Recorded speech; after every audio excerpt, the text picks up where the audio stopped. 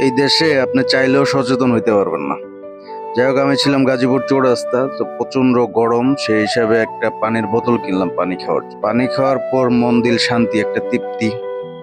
তৃপ্তির পরে চিন্তা করলাম আমি আজকে সচেতন নাগরিক হয়ে যাই।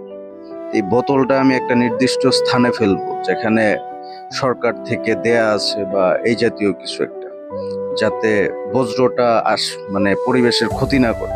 কিন্তু আমি অনেক দূর খুঁজলাম, কিন্তু পাইলাম না। হাতে নিয়ে বসে আছি, দেখি যে কোথায় ফালানো যায়। তো গাজীপুর থেকে বাসে উঠে, বাসে তো আর ফালানো যাবে না, আশেপাশে খেয়াল করলাম কোথাও ফালানোর সেরকম অবস্থা নাই। তা হাতে নিয়ে আসি একটা বিপদে।